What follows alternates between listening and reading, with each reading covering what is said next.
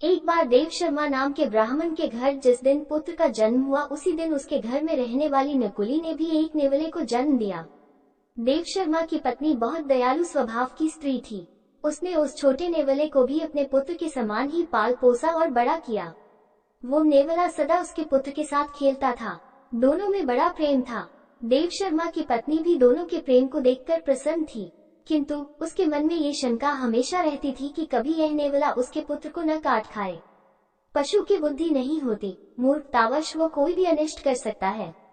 एक दिन उसकी इस आशंका का बुरा परिणाम निकल आया। उस दिन देव शर्मा की पत्नी अपने पुत्र को एक वृक्ष की छाया में सुलाकर स्वयं पास के जलाशय से पानी भरने गई थी। जाते हुए वो अपने पति देव शर्मा से कह गई थी कि वहीं ठहर कर वो पुत्र की देखरेख करे, कहीं ऐसा न हो कि नेवला उसे काट खाए।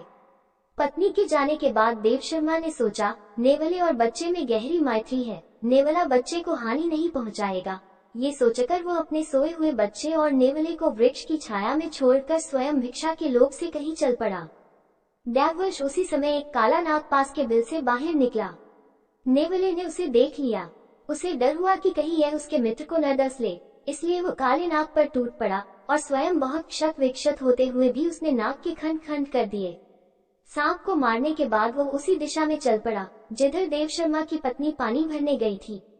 उसने सोचा कि वो उसकी वीरता की प्रशंसा करेगी, किंतु हुआ इसके विपरीत। उसकी खून से सनी देह को देखकर ब्राह्मण पत्नी का मन उन्हीं पुरानी आशंकाओं से भर गया कि कहीं इसने उसके पुत्र की हत्या न कर दी हो। यह विचार आते ही उसने क्रोध से सिर पर उठाए घड़े को नेवले पर फेंक दिया।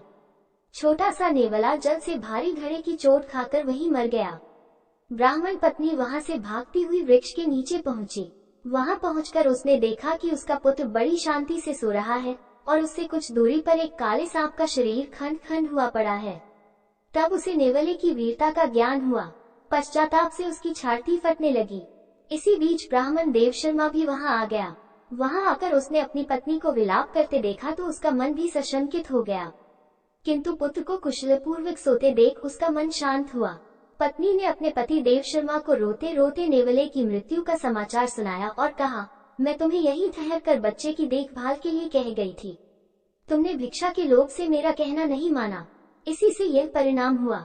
सीख, बिना विचारे जो करे सो पाछे पछताए।